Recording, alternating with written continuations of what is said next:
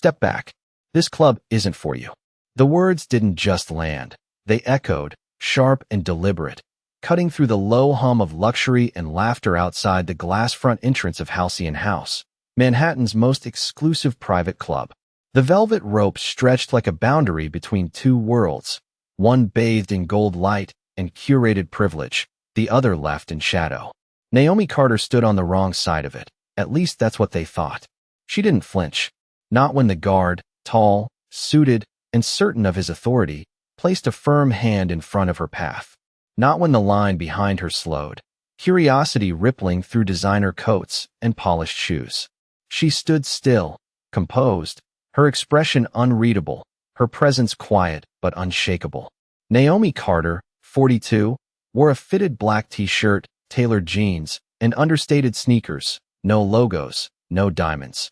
Nothing that screamed wealth in a place that demanded it loudly. Her hair was pulled back neatly, her posture effortless, her gaze steady. She looked like someone who knew exactly where she was, even if everyone else believed she didn't belong. "Membership card?" the guard asked, though his tone suggested he had already made up his mind. Naomi tilted her head slightly, as if considering the question rather than reacting to it. "You don't have me on file?" she asked calmly. The guard glanced at his tablet, scrolling for barely a second before shaking his head. "No record," he said, louder this time, letting the words carry just enough for the people in line to hear. A few murmurs followed. A woman in heels leaned toward her companion, whispering something with a smirk. A man in a navy blazer checked Naomi from head to toe, then looked away with quiet dismissal. The air shifted. What had been a routine entry turned into a moment, a scene forming in real time. Naomi noticed it all. She always did. The glances, the assumptions, the silent conclusions drawn in seconds.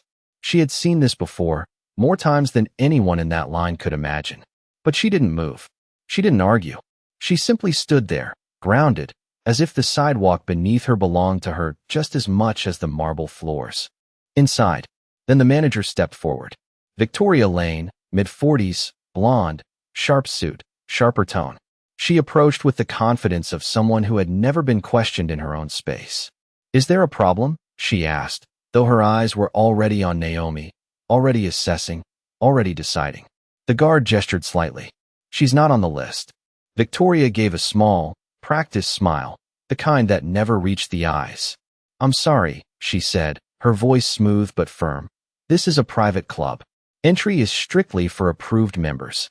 She paused, then added, just loud enough for the growing audience, "We can't just let anyone walk in." The word anyone lingered in the air like a verdict. Naomi let the silence stretch for a beat. Then she asked one question, her voice low, steady, and precise. "Is that your final decision?" Victoria didn't hesitate. "It is." And in that moment, something invisible shifted, not in the crowd, not in the staff, but in Naomi. A stillness settled deeper, heavier, like the calm before something irreversible. She reached into her pocket, pulled out her phone, and glanced at the screen for a fraction of a second before looking back up, her eyes now carrying something different, something the room hadn't recognized yet. Not anger, not embarrassment, authority. Naomi did not lower her phone, but she did not raise it either, holding it loosely in her hand like it was just another ordinary object, like it carried no weight, no consequence. Nothing that could shift the balance of the moment that was unfolding in front of dozens of watchful eyes. Yet something in her stillness made the guard hesitate for half a second longer than he intended. Something subtle but undeniable, like standing too close to the edge of something you cannot quite see but can definitely feel. And behind her the line had grown quieter now, not because people had lost interest, but because they had gained it. Phones slowly appearing in hands, screens lighting up, a quiet curiosity turning into something sharper, something expectant, as if everyone sensed that this was no longer just a routine denial at a velvet rope. This was something else entirely, something. About to turn, Victoria folded her arms lightly, her posture polished, controlled, but her eyes stayed fixed on Naomi, scanning, measuring, searching for the reaction she expected, the apology, the retreat, the moment where Naomi would step back and dissolve into the night like so many others before her. But it did not come. Instead, Naomi glanced down at her phone once, her thumb moving with a calm precision, not rushed, not dramatic, just deliberate. And then she returned her gaze to Victoria. As if nothing had changed, as if everything had. "You should reconsider," Naomi said quietly, not as a warning, not as a threat, but as a statement so level it almost felt like a courtesy. And that, more than anything, unsettled Victoria for a brief flicker of a second before she recovered, her lips tightening into that same practiced smile. "We are very confident in our decisions here," she replied, her tone crisp, rehearsed, the kind that had ended countless conversations before they ever began. But this one did not end. It stretched, it lingered, it held. Somewhere in the line a voice whispered, "This is going to go viral." And another answered, "It already is," as a young man angled his phone higher, capturing Naomi's calm face against the glow of the club's entrance, capturing the contrast between her stillness and the quiet tension building around her. And Naomi heard it. All of it. The whispers, the shifting feet, the subtle change in energy, and she did not react to any of it, because she had seen this moment before. Not here, not exactly like this, but close enough, similar enough, the same look, the same tone, the same assumption wrapped in polite language. And for a brief second her mind drifted, not away from the moment, but deeper into it, back to a younger version of herself standing outside another door, another place that decided who belonged and who did not, back when she had waited, explained, tried to prove something that should have never required proof, and how that version of her had felt smaller, quieter, easier to dismiss. But that version did not exist anymore. It had been replaced, refined, sharpened over years of rooms like this one, doors like this one, people like this one. Naomi lifted her eyes again, fully present now, and took one small step forward, not crossing the rope, not breaking any rule they could point to, just enough to close the distance between her and the illusion of control standing in front of her. And the guard instinctively straightened, unsure why, Victoria's expression tightening again, the crowd leaning in without realizing it. And then Naomi spoke again, her voice just as calm, just as measured, but now carrying something heavier beneath it, something that made the air feel different. "Go ahead," she said softly. "Run the system one more time." And this time it was not a suggestion. It was an instruction wrapped so cleanly it almost sounded polite. And for the first time since she walked up to that entrance, the certainty on the other side of the rope began to crack, just slightly, just enough to matter. The guard hesitated, just long enough for it to be noticed, not just by Naomi, but by everyone watching. And that hesitation spread like a ripple, subtle but undeniable, because certainty was supposed to be instant in places like this. Decisions were supposed to be clean, final, unquestioned. Yet now there was a pause, a break in the rhythm, and Victoria saw it too, her eyes narrowing slightly as she turned toward the tablet in the guard's hand.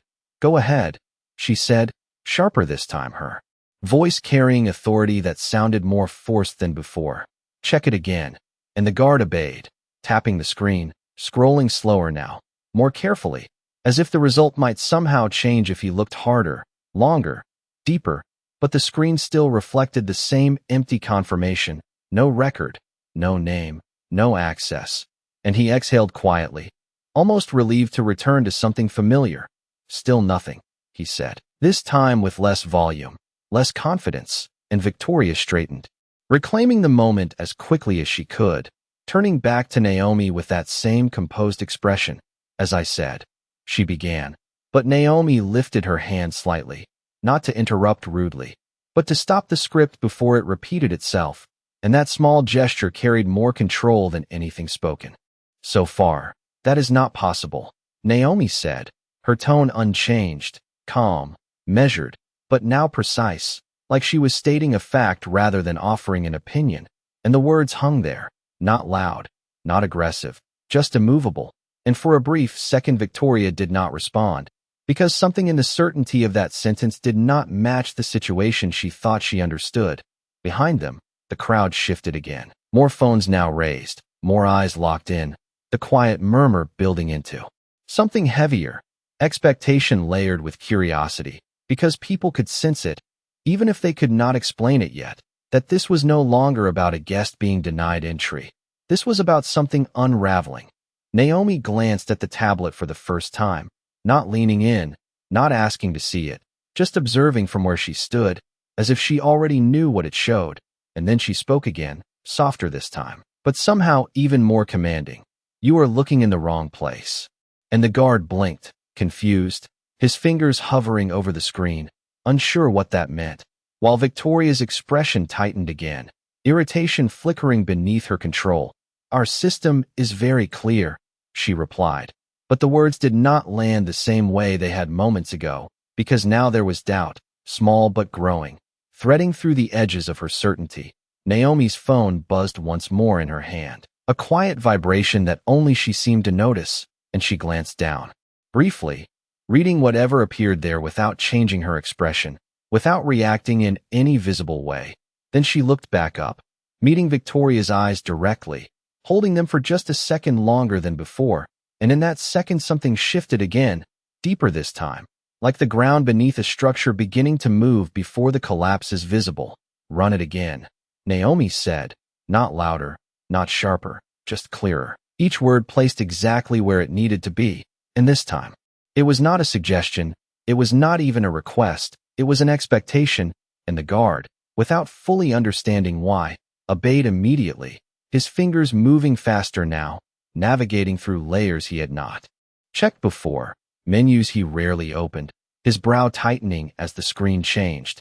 And for the first time since Naomi stepped up to that rope, his posture shifted completely, the confidence draining, replaced by something else, something uncertain, something that made him glance up at Victoria instead of speaking right away, and that silence, that delay, said more than any answer could have. The guard's eyes stayed locked on the screen, but whatever he was seeing now was not what he expected. His fingers frozen mid-motion as if the system had suddenly started speaking a language he did not fully understand, and Victoria noticed immediately, the shift too obvious to ignore. "What is it?" she asked, her voice lower now, controlled but edged with something sharper, something closer to concern than authority. And the guard did not answer right away, which in itself was the answer, because he had always answered quickly before, always certain, always aligned with the structure of the place they were standing in. But now that structure felt unstable, like it had been built on something he had never questioned until this exact moment. "There is another layer," he said finally, his voice quieter than before, his eyes flicking between the screen and Naomi as if trying to reconcile the two. And Victoria stepped closer, leaning in just enough to see the tablet, her expression tightening as lines of access codes and administrative tags replaced the clean membership list she was used to. This was not the front-facing system, not the curated list of approved names. This was something deeper, something internal, something that was not meant to be seen at the door. "That is not relevant," Victoria said quickly, almost too quickly, straightening again as if distance could restore control. "Stay on the membership list." But the guard did not move, because now he could not unsee what was in front of him, a name, not just listed, but embedded, flagged in a way he had never encountered before, a level of clearance that did not sit alongside members but above them, and his grip on the tablet tightened slightly as he looked up at Naomi again, this time not with dismissal, not even with doubt, but with the first real hint of recognition that something about this situation had been wrong from the start.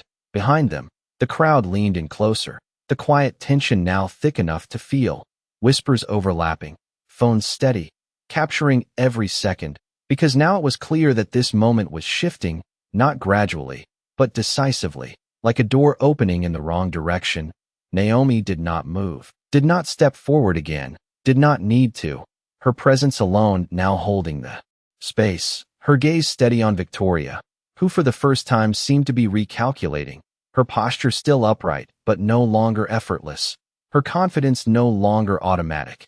"Explain it," Victoria said, this time not to Naomi, but to the guard, her voice lower, more controlled, but carrying an urgency she could not fully hide, and the guard hesitated again before turning the tablet slightly toward her, not fully handing it over, but enough for her to see what he was seeing, and for a brief second, just a fraction of a second, the composure on her face cracked, not dramatically, not visibly to everyone, but enough for Naomi to catch it, enough for the illusion of certainty to break completely.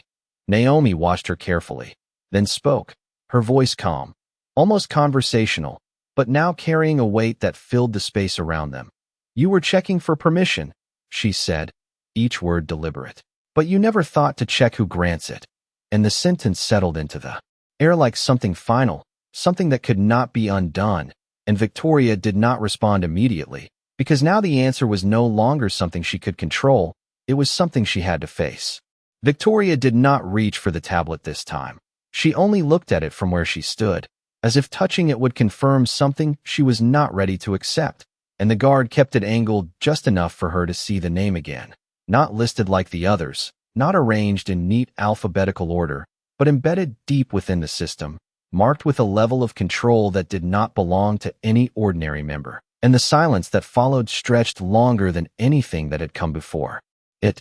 Long enough for the crowd to feel it, long enough for the whispers to slow into something heavier, something almost anticipatory. Naomi watched her without expression, her posture unchanged, her presence now filling the space in a way that made the velvet rope feel smaller, less like a barrier and more like a misplaced prop in a scene that had already shifted beyond it. "There has to be a mistake," Victoria said finally, but the words lacked the firmness they carried earlier. They sounded thinner now, like something set out of habit rather than belief, and the guard did not respond because he could not find anything on the screen that supported her anymore. Only more layers, more confirmations, more indications that what they were looking at was not an error, but a structure they had never bothered to understand. Naomi took a single step closer, not crossing into the club, not violating any visible rule, but enough to close the space between them again, enough to make it clear that the distance they had relied on was no longer theirs to control. And when she spoke, her voice did not rise. It did not need to. It carried through the space with a clarity that cut through every whisper, every shifting glance, every quiet assumption that had formed moments ago. "You built your authority on a list," she said, her tone calm, almost reflective. "But you never questioned who built the system behind it." And the words settled into the moment with a finality that made it impossible to return to what had been said before. Behind them, a phone chimed. Then another, then several more, not loud, but noticeable, a ripple of notifications moving through the line of waiting guests, screens lighting up one after another as people instinctively checked them, confusion spreading across faces that had only moments ago been indifferent, and the guard glanced away from the tablet just long enough to notice it, his expression tightening as if he could sense that whatever was happening was no longer contained to the device in his hands. Victoria noticed it too, her eyes darting briefly toward the crowd, toward the sudden shift in attention, the subtle tension breaking into something more active, more unpredictable, and for the first time since she stepped forward, she did not look in control of the room. She looked like she was trying to understand it. Naomi's phone buzzed again, this time longer, a steady vibration that she acknowledged with a brief glance before slipping it back into her pocket, her focus never leaving Victoria. And when she spoke again, there was no hesitation, no ambiguity, only precision. "You said your decision was final," she said quietly. "So is mine." And the simplicity of the statement carried more weight than any raised voice could have, because now it was clear that whatever decision had just been made did not belong to the people standing behind the rope. It belonged to her. And as the murmurs grew louder, as more phones lit up, as confusion began to replace certainty in the faces of the crowd, the realization began to settle in, not all at once, but piece by piece, that the power they thought they were witnessing at the door had never been real to begin with, and that the person they had all dismissed moments ago had been the only one holding it all along. The first shout did not come from Naomi. It came from the line, sharp and confused. "My access just got revoked," a man in a tailored suit said as he stared at his phone, his voice cutting through the tension like a crack in glass. And then another voice followed. Then another, overlapping, rising, a chorus of disbelief building in real time as screens lit up one after another, notifications stacking, membership statuses disappearing, privileges vanishing, the invisible currency of that space dissolving in seconds. And the energy shifted completely. No longer quiet, no longer controlled, now unstable, now loud with questions that had no immediate answers. The guard lowered the tablet slightly, his attention pulled toward the crowd as much as the system in his hands. his expression no longer guarded but openly uncertain, because what he was witnessing did not fit into any protocol he had been trained to follow. And Victoria turned sharply toward the line, her composure cracking in small, unmistakable ways, her eyes scanning the faces, the phones, the sudden loss of certainty that had once defined the space she managed. "There is no reason for panic," she said, her voice raised just enough to try to regain control, but it did not carry the same authority anymore. It sounded like an attempt rather than a command, and the crowd did not settle. If anything, it grew louder, more insistent, more aware that something fundamental had just shifted. Naomi remained still, exactly where she had been, her posture unchanged, her expression calm, but now the center of gravity of the entire scene had moved toward her without her taking another step, and she watched it unfold with the same quiet precision she had carried from the beginning, as if she had already seen the outcome before it arrived. The guard looked back at the tablet, scrolling quickly now, deeper, searching for something that could explain what was happening, but the system only confirmed it. Membership statuses marked inactive, access privileges revoked, entire tiers of entry collapsing. Simultaneously, and at the top of it all, the same name, Naomi Carter, not as a member, not as a guest, but as the source, the origin point of the changes cascading through the system.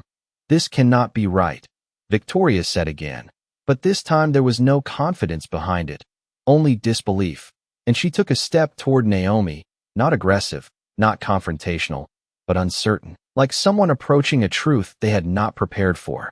Naomi met her halfway with nothing more than her gaze, steady, unshaken, and when she spoke, her voice did not rise above the noise, yet somehow it cut through it completely, clear and undeniable. "You built a system that decides who gets in," she said, each word deliberate. "I built the system that decides if it exists." And the sentence landed heavier than anything before it, because now it was no longer implied, no longer hidden beneath calm questions and subtle instructions. It was stated openly, without room for interpretation, around them. The realization spread faster than the confusion had, faces shifting from frustration to shock, from entitlement to uncertainty, as people began to understand that the access they had valued, the status they had relied on, had never belonged to them in the first place. It had been granted, and now it had been taken. The guard stepped back slightly, not because he was told to, but because something in the moment demanded it, and the velvet rope that once defined the boundary now looked almost irrelevant, a thin line separating nothing at all. Naomi finally took one more step forward, stopping just before the rope, her presence now undeniable, her authority no longer quiet but absolute, and she looked directly at Victoria, her voice calm, final, and unmistakably clear. "You said I did not belong here," she said. "The truth is, this place does not exist here without me." The noise did not fade. It shifted, turning from outrage into something more fragile, something uncertain, as people began stepping back from the rope they had once leaned toward with confidence, their phones still in their hands, but now held differently, not as symbols of status, but as proof of loss.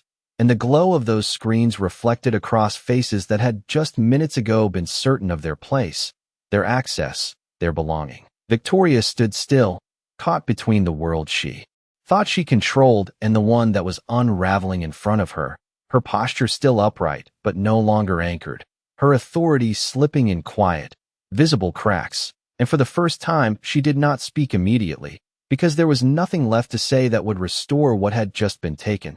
The guard lowered his tablet completely now, no longer using it as a shield, no longer pretending it held answers that could protect him, his role suddenly unclear, his position no longer supported by the system he trusted. And he glanced at Naomi again, not with doubt, not even with curiosity, but with recognition, the kind that arrives too late to prevent the mistake that caused it. Naomi remained exactly where she was, her presence steady, her expression calm, but now there was no question left about who held the center of the moment. The entire space had aligned around her without her asking for it, without her forcing it, because the truth had already done the work for her. "Fix this," someone from the line called out, frustration breaking through the silence, and another voice followed, louder. "I pay for this membership." But the words no longer carried weight. They sounded smaller now, disconnected from the authority they once assumed, because payment did not equal power, and for the first time many of them were beginning to understand that. Victoria finally turned back to Naomi, her voice lower, controlled, but no longer confident. "If there has been an error, we can resolve it internally," she said, carefully choosing words that sounded procedural, safe. But Naomi did not respond right away. She let the statement sit, let it exist in the space long enough for its weakness to show. And then she took one final step forward, stopping directly at the rope, close enough now that there was no longer any illusion of separation. "There is no error," Naomi said, her voice calm, final, leaving no space for negotiation. "There is a correction." And the distinction settled heavily, because it reframed everything, not as a mistake to be fixed, but as a reality being restored. The crowd quieted again, not because they were told to, but because they were listening now, truly listening, no longer watching a confrontation, but witnessing a shift in power that could not be undone. And Naomi's gaze moved briefly across them, not judgmental, not dismissive, just aware, as if acknowledging the presence of witnesses rather than seeking their approval. She then looked back at Victoria, her tone unchanged, but her words sharper in their clarity. "You enforced a system based on assumption," she said. "I enforce it based on truth." And that sentence landed deeper than any raised voice could have, because it exposed not just the moment, but the pattern behind it, the quiet bias that had operated unchecked until now. Victoria did not respond, not immediately, because now the outcome was no longer hers to control, and the silence that followed was not empty. It was full of realization, full of consequence, full of a shift that had already taken place. Naomi reached out and gently lifted the velvet rope herself, not abruptly, not dramatically, just enough to create an opening, and she paused. There for a brief second, looking at Victoria one last time, her voice steady, composed, and unmistakably clear. "Next time," she said, "do not confuse access with authority." And then she stepped forward, not into a space she had been denied, but into one that had always been hers, leaving behind a room that would never feel the same again. The moment Naomi crossed the threshold, the atmosphere inside shifted in a way that could not be explained by lighting or music or design. It was something deeper, something structural, like the room itself had recognized her presence before anyone else fully did, and conversations that had once flowed effortlessly began to falter, not stopping completely, but changing tone, changing rhythm, as people turned, subtly at first, then more openly, their attention pulled toward her without understanding why. The polished floors reflected her steady steps, each one measured, unhurried, as if she had all the time in the world in a place that had just minutes ago tried to deny her a single second. And behind her, outside the rope, the noise had not disappeared. It had followed, muted now by glass and distance, but still present, still unfolding as notifications continued to spread. As reality continued to catch up with what had already been decided, Victoria remained at the entrance. For a moment longer, her hand still near the rope Naomi had lifted, her posture frozen between action and hesitation, as if stepping forward would require her to accept something she had not yet fully processed. And the guard stood beside her, silent, no longer an enforcer, no longer a gatekeeper, just a witness to a system he had believed in without ever seeing its foundation. Inside, a staff member near the reception desk glanced down at a tablet, then back up, confusion crossing her face as she refreshed the screen again and again. The same result repeating, access levels shifting, permissions disappearing, the entire structure of entry dissolving in real time. And she looked toward Naomi instinctively, not because she knew who she was, but because something in the room now pointed in her direction. Naomi did not acknowledge the stares, not directly. She did not need to.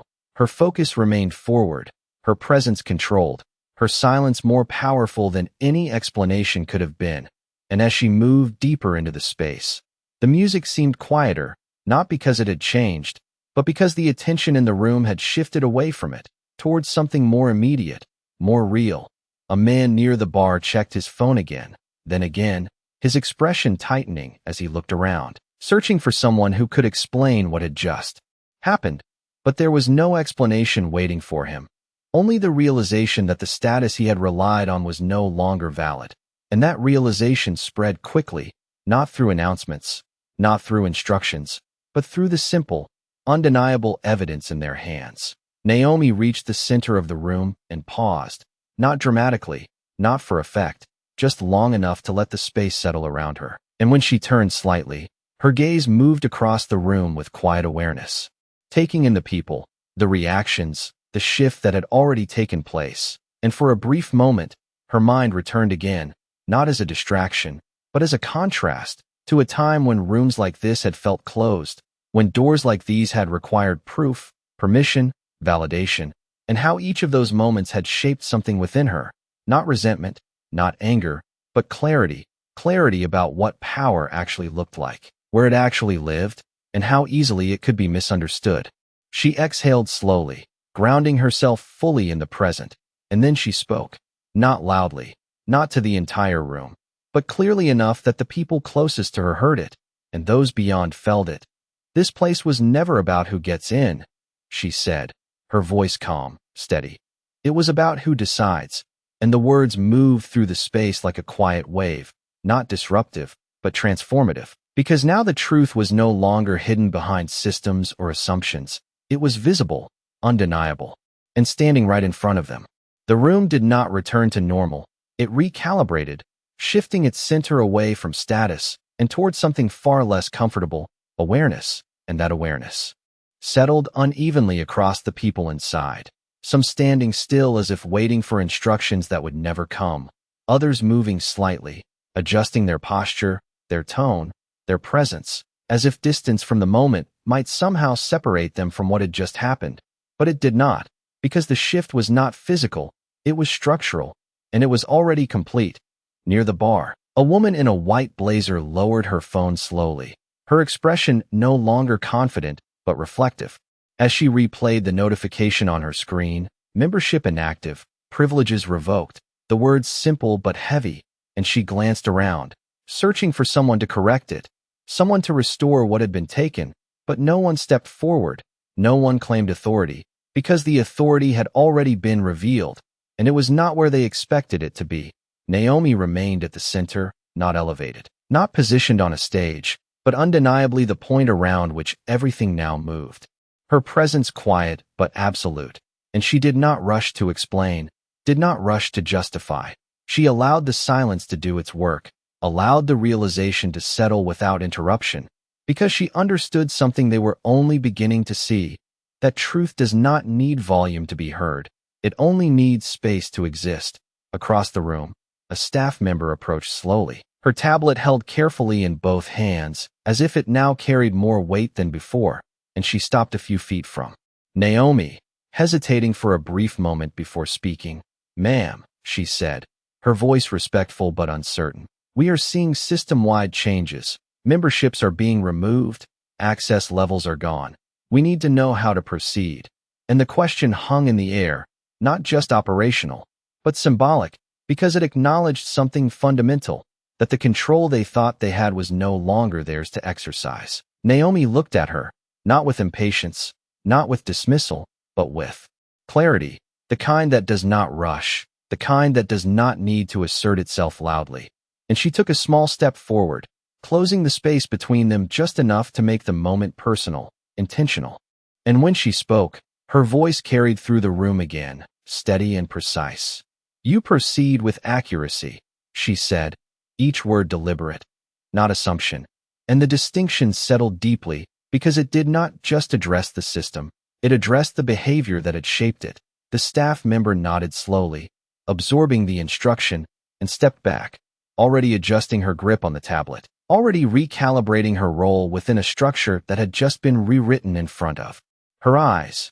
At the entrance, Victoria finally moved, stepping inside with measured steps that no longer carried the same certainty.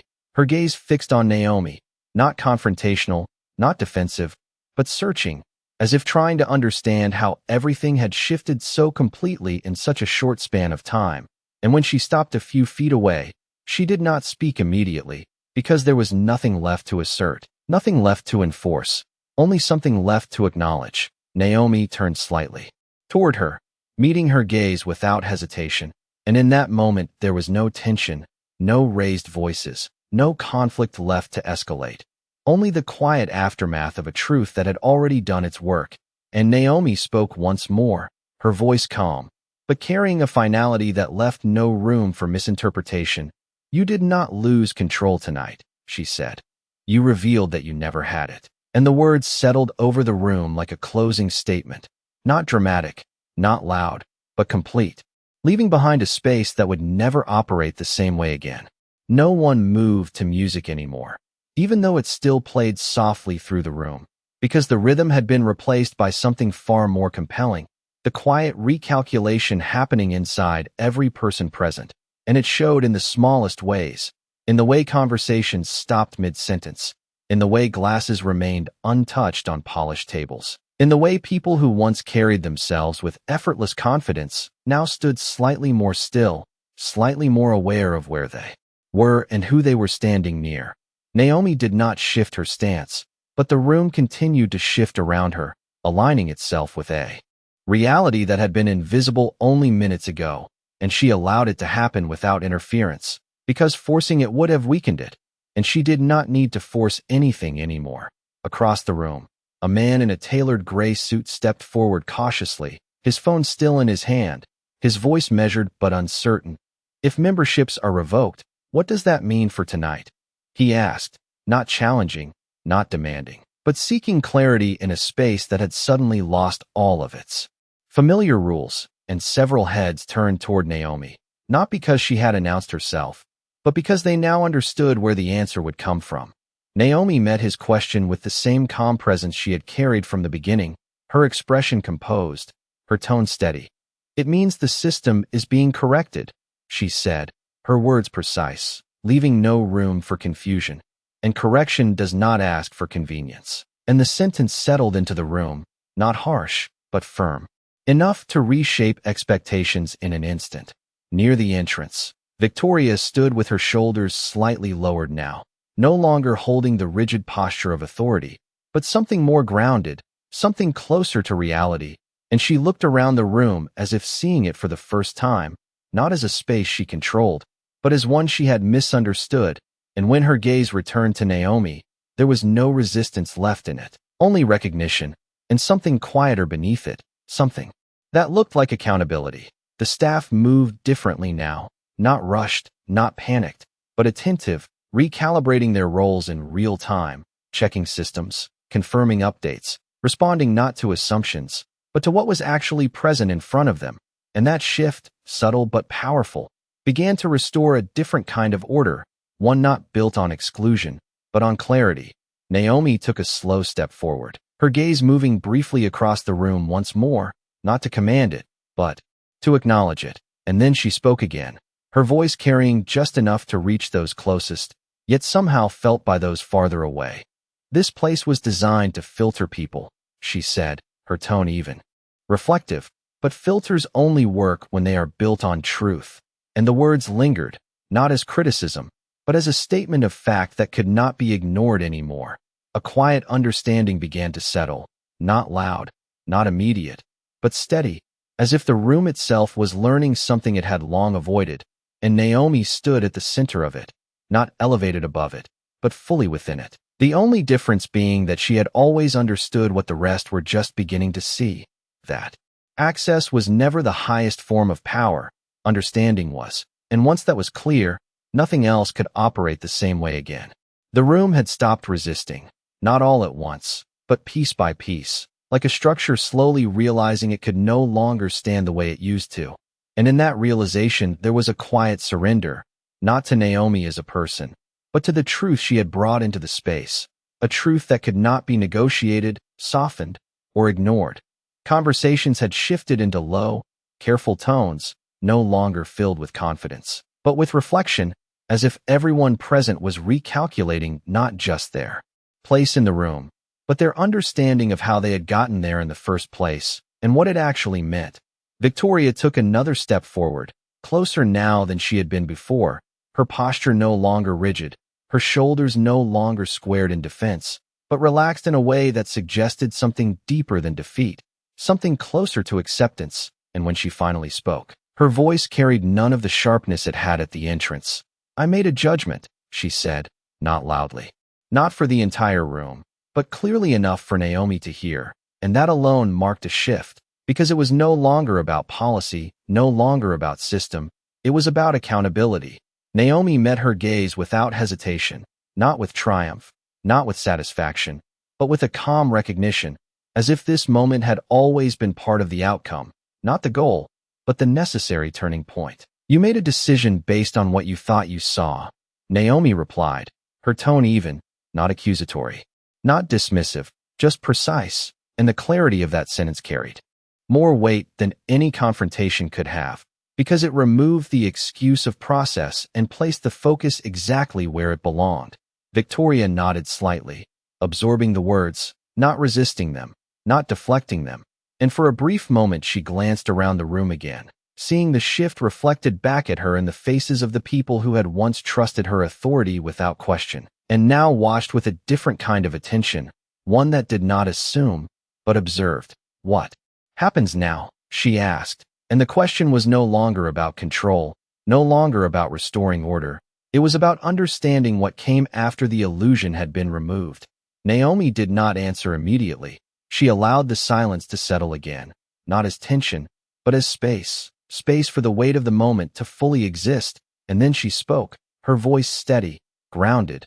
"Now," she said, "you rebuild it correctly." And the simplicity of the instruction made it more powerful, because it did not rely on complexity, it relied on clarity. Across the room, the staff continued to adjust, moving with intention now, no longer following assumptions, but verifying, confirming, aligning with what was real rather than what was expected, and that shift, though quiet, began to create a new kind of order, one that did not exclude by default, but operated with awareness. Naomi took a slow breath, her gaze moving briefly across the room one last time, not to claim it, but to acknowledge it. And in that moment there was no longer a divide between inside and outside, between who belonged and who did not. There was only a space that had been redefined by truth. She turned slightly, her posture still composed, her presence still steady, and as she began to walk further into the club, the path ahead of her no longer needed to be opened. It simply existed, as it always had, the only difference being that now, everyone else could finally see it. Naomi's steps remained unhurried as she moved deeper into the space, but now the room adjusted to her without resistance, not out of obligation, not out of fear, but out of recognition, and that distinction changed everything, because recognition does not require enforcement, it simply aligns itself with truth. Behind her, the entrance no longer held the same weight it once did, the velvet rope now just a line, not a barrier, not a symbol, just fabric suspended between two posts that had lost their meaning, and outside, the line had thinned, not because people had been admitted, but because many had stepped away, unsure of what they were waiting for now that the structure they trusted had been rewritten. Inside, the staff continued their work with a new precision, not rushed, not reactive, but intentional, verifying each detail, each access point, each permission, as if the system itself was being rebuilt in real time, not physically, but in the way it was understood and applied. Victoria remained near the entrance for a moment longer, her gaze following Naomi's path, not with resistance, but with a quiet awareness that something fundamental had shifted, not just in the club, but in her role within it. And when she finally turned to the staff beside her, her voice carried a different tone, not sharp, not dismissive, but clear. "Recheck everything," she said. "No assumptions." And the instruction echoed what Naomi had already established, not as imitation, but as correction. Across the room, conversations began to return, but they were not the same. They were softer, more measured, as if every word now carried a level of awareness that had not existed before, and people no longer spoke with the same certainty about belonging, about access, about status, because those concepts had been exposed, redefined, and stripped of their illusion. Naomi reached a quiet corner of the room and paused, not separating herself from the space, but grounding herself within it, her presence still steady, still composed, and for a brief moment she allowed herself to reflect, not on what had just happened, but on what it represented. Not a victory, Not a confrontation, but a correction, a necessary shift that had been waiting to happen long before she arrived at that door. Her phone buzzed once more, a final confirmation, and she glanced at it briefly, scanning the update with calm focus before slipping it back into her pocket, the system now fully aligned with what it was always meant to be, not exclusive by assumption, but structured by truth. She turned slightly, her gaze moving across the room one last time, not to evaluate, not to judge, but to acknowledge the transformation that had taken place. And in that moment, there was no tension left, no resistance, only a space that had been redefined by clarity. Naomi took a slow breath, then spoke quietly, not to anyone in particular, but to the space itself. Her voice calm, steady, and complete. Power does not announce itself, she said. It reveals itself.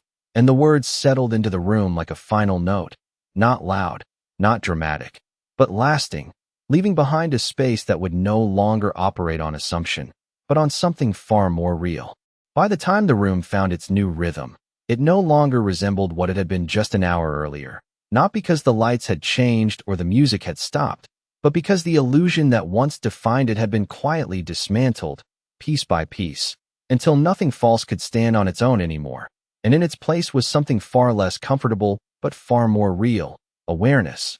Naomi stood where she had paused, not at the center anymore, but no longer needing to be, because the shift she initiated no longer required her presence to continue. It had already taken root in the way people spoke, in the way staff moved, in the way every decision was now being made with intention rather than assumption. And that was the difference between control and understanding. One demands attention, the other reshapes everything without asking. Near the entrance, the rope remained lifted, not by force, not by command, but because no one had moved to lower it again, as if even that small gesture now required a level of thought that had never existed before, and Victoria stood beside it, her posture steady, her gaze no longer scanning for compliance but for clarity, watching the space she once managed now operate on a foundation she had only just begun to understand. She turned slightly toward the guard, who still held the tablet, though now it rested at his side, no longer a tool of authority, but a reference point, and she spoke quietly, not to command, but to confirm. From now on, we verify everything. And he nodded without hesitation, not out of obligation, but out of agreement, because what had been revealed could not be unseen, and what could not be unseen could not be ignored. Across the room, conversations resumed fully now, but they carried a different weight, lighter in tone but deeper in awareness, as if everyone present had been reminded of something they had long overlooked, that access was not a right, and authority was not inherited through proximity. It was defined by truth, and once that truth was exposed, everything else had to adjust. Naomi began to walk again, not toward an exit, not toward a stage, but simply forward, her presence still composed, still grounded, and as she passed through the space, people did not step aside out of obligation, they shifted naturally, not making room for her, but recognizing her place within it, and that subtle difference spoke louder than anything that had been said.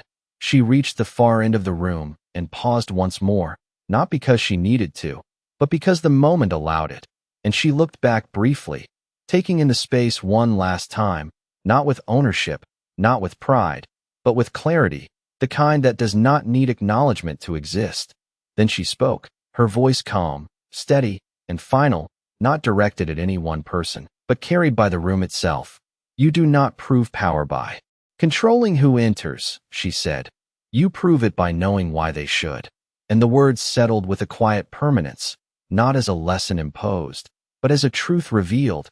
And with that, Naomi turned and continued forward, leaving behind not a room she had conquered, but a system she had corrected.